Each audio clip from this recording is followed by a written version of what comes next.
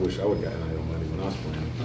There's a lot of 20 jerseys out there, you know what I mean? So I think they deserve it. It's good. But again, that to me is more of the impact I can have now, though, right? Because it's kind of like these kids have money. Like, how do you handle your money? What do you do with your money? What do you do with these things? And to me, that's what coaching is. Like, it's not just A, B's, and C's and playing Hawaii and playing all these, like, right? Like, at the end of the day, like, how can I change their life? How can I help them change their life? How can I impact them off the field? And that's what I love about college football. So, to me, it's what I've done anyways. It's more clear now. Like I say, hey, you got to pay taxes at the end of the year.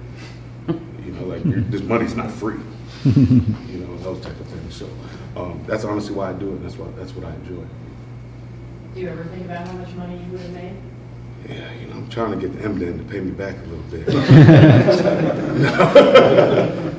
Honestly, I'm here, standing here right now because I came here. So times change, things change, but you know, the reason my kids can have what they have now is because I went to this school, and the rules were the rules then, the rules are the rules now. And to me, just make the most of it.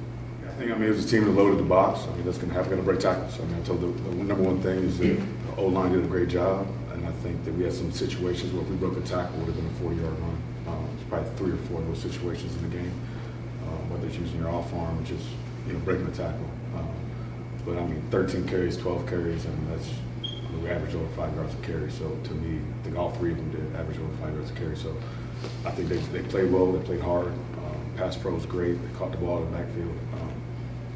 You know, I just think that you have to break that one tackle to get to 100 when you have 12 or 13 carries. But I thought they both played really well. And then CJ and Tabby coming in there, they did a good job as well. On the left, Aaron? Did you encourage Mike to add to weight in the offseason? And how does that square with how you guys kind of plan you? I thought you were going to ask me about him jumping. I'm like, you're not Hassan.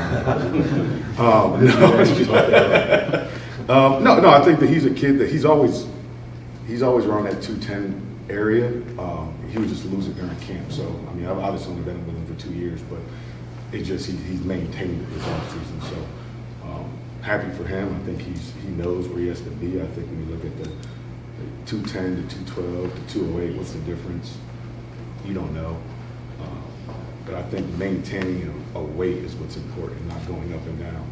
And so that's more or less what we, you know, with Abigail, with Coach Herb, that we encourage him and Donovan to do. Like, hey, we can't come in at 210 one day and 203 on Thursday, you know, from Monday to Thursday. So it was just maintaining that weight. And they've both done a great job and bought in, and we have a great staff that helps out with that kind of stuff.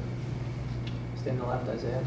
We've heard all off-season, at least amongst us in the media, there's been a lot of talk about who's going to replace Hassan's style of running. Is that something that are you looking for someone to come in and have that similar style, or how do you go about finding someone? No, I think every back is different. Hassan Haskins was a special player. You know, I mean, he's a 31. There's not many guys like him. I don't care how long you coach for, you know, that can do what he did on 31. I think that as good coaches, we take advantage of whatever strengths our players have. And so there's not a replacement. There's not a person I'm looking for and say he's the next Hassan. Like me personally, I'm going to make Blake Haskins the best Blake Haskins he can be. Donovan Edwards the best Donovan Edwards he can be. CJ Stokes the best CJ Stokes he can be. So on and so on. And that's how you have success in the long run. It just uses guys' strengths to their advantage. And so, no, I'm not looking for the next Hassan Haskins. I'm not looking for a 230-pound guy that is like, no, to me it's what are their strengths, and let's figure it out from there.